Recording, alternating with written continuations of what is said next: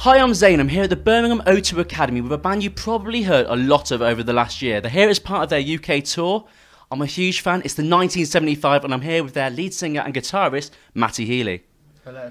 You guys recorded the 1975, but 2013 was a really big year for you. Were you expecting to do so well?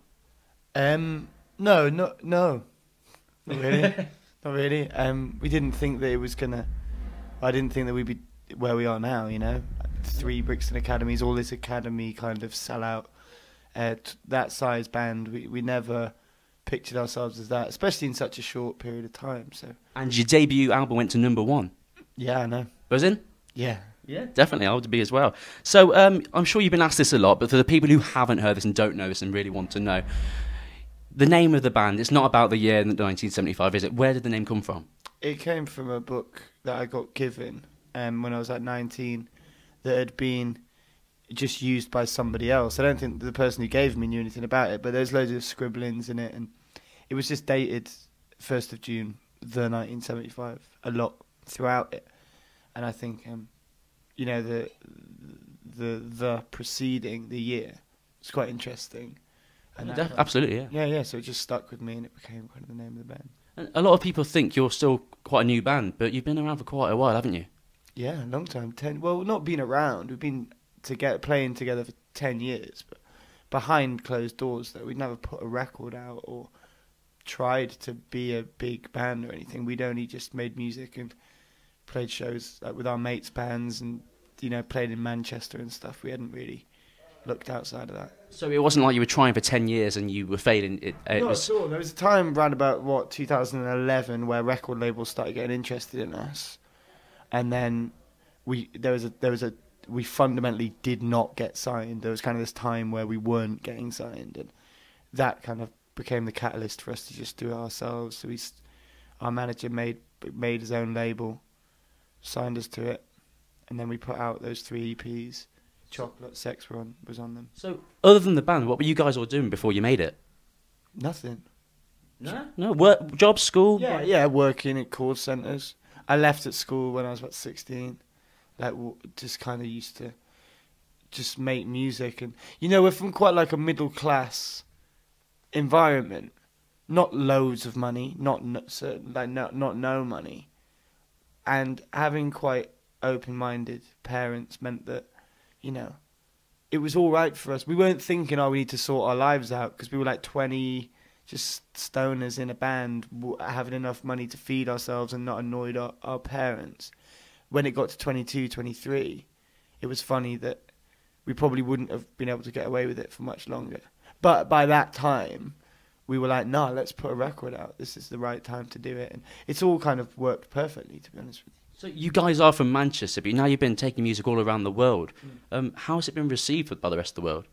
Amazingly, particularly Japan and America, kind of getting big over there. And travelling the world, where is the tour taking you that you were really glad that you got to visit? Oh, well, I think we've done like 40 or more countries last year. We've been everywhere from Japan to Australia to everywhere in Europe, every state in America. We're going, and there's loads of places we're about to go as well. Philippines. So. I've been to the Philippines. Yeah, I'm looking forward to it. So, when you're not on tour, what are you guys up to? I've been on tour for 13 months now, 14. And we're on tour. It was a 2-year tour. What about when you're not performing then? What do we do? Yeah. Right, really. It's this perpetual state. Like, I've always been quite a manic person. I always need to be... I suppose, I don't know what the word is, but I need to constantly be indulging myself. I need to be stimulated. And I find that lots of different ways. But the main one's kind of music.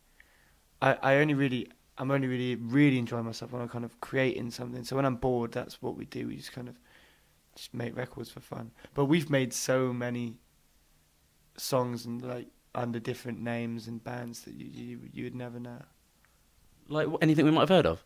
Oh no, probably not. But you go on the internet and there's so much. just like well, we're really into house music and kind of big American kind of trap. It's fun just with a laptop and a tour bus.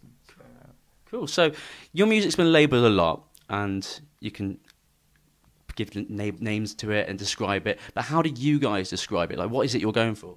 Oh, we don't really. I think that's the whole thing with us. Like,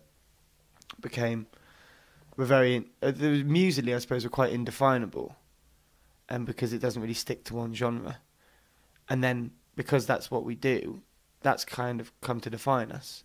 So it's this weird kind of, it's expected. The unexpected is expected with us, I suppose, now. You know, there's not really... I don't know. I don't care. Kids don't care. Kids don't care what you sound like. Kids don't...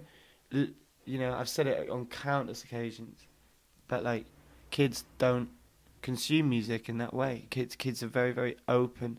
Well, because they have so many outlets and they have so many ways of consuming music and media. There's no tribalist attitude left towards music really anymore. And I think we're a representation of that. We're a very generationally based and kind of fueled and informed band. So, yeah, I don't really care. Let's go with influences then, because a lot of people, they're obviously influenced by you right now and they listen to you. What's it for you? God help them if that's the case. I wouldn't know who am I influenced by. I don't know directly. I think that what a lot of bands do is they look at other bands and they want to take the sound of another band and the repertoire of another band, whereas we've always been inspired by songs individually, musical moments that inspire us, and they normally translate and carry further. I don't think we've ever like based ourselves on a band, but we've based entire parts of our repertoire on one part of a song, maybe by another artist. I don't know, man, you know. You got a very 80s vibe. Yeah, of course. Well, I grew up listening to everything from Michael Jackson to Boyz II Men, Prince, Scritti Politti, just so many, Alexander O'Neill, Bobby Brown, that whole kind of thing. That we're very fascinated with that time on this new album, the kind of early 90s. But I grew up listening to everything from kind of like you know, really obscure American bands like American Football and Mock Orange, and I don't know. Music's kind of everything to me, so it's just I don't have to look far to find something that I'm familiar with when we're writing. What we're going to do now, we're going to play a little game, all right? Okay. So this is based on your album, Yeah. Your debut album, the 1975. Mm-hmm. We're taking the names of your tracks, and it's just a question related to the name, not about the meaning of the track or anything like that. So we'll go with number one, the 1975. Apart from that year, what is your favourite year? 1989. Why? Because I was born then. Fantastic. Two, the city. Your favourite city? London. Why? Because I live there. Okay. Three, money. The most you've ever spent on one thing?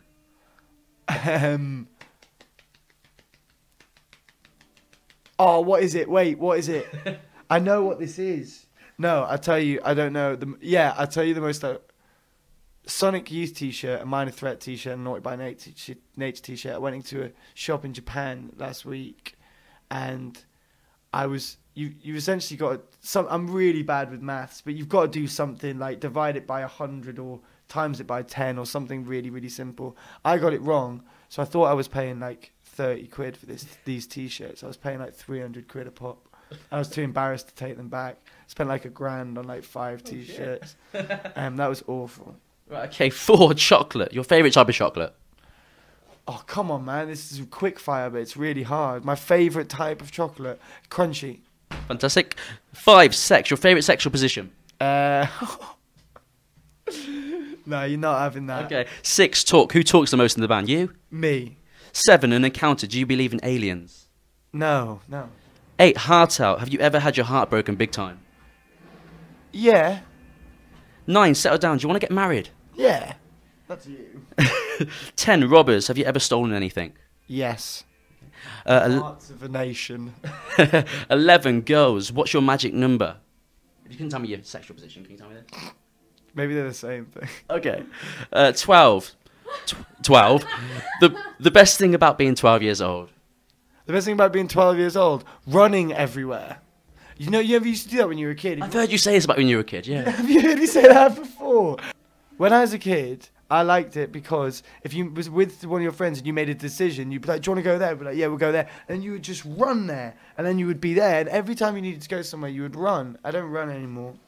Okay. 13, I couldn't think of one for that. 14, menswear. Have you ever dressed in women's clothing? Yeah. What? I went It's a fancy dress. I went to a school leavers thing as a woman once. Okay, we'll leave it at that then. 15, pressure. What makes you feel under pressure? Oh, all of this fucking business. 16, is there somebody who can watch you? Who would you like to follow for a day if you could? That's a good question. Who would I like to follow? Oh, be president. It'd be the president, wouldn't it? Really. I'd like to follow the president of the United States, but him not know I'm there, right? I'd be invisible. You'd be invisible. That's cool. Yeah, we can do that. What is happening? Yeah. Okay. Cool. So, out of all those songs, what's your favourite song to perform? It changes all the time. Shock. Yeah. Okay. Okay. Well, I'm going to be seeing you later. What can the fans expect? What can the fans expect from one of your shows? Oh, it's good. Lot of leather jackets, black and white.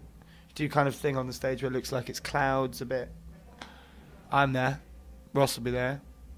It's good. Good stuff. A lot of energy. Yeah, of course, loads. Well, I look forward to experiencing it a bit then. Okay, that's the 1975. They're here at the O2 Academy in Birmingham. That's Matt Healy. Thanks, Matt.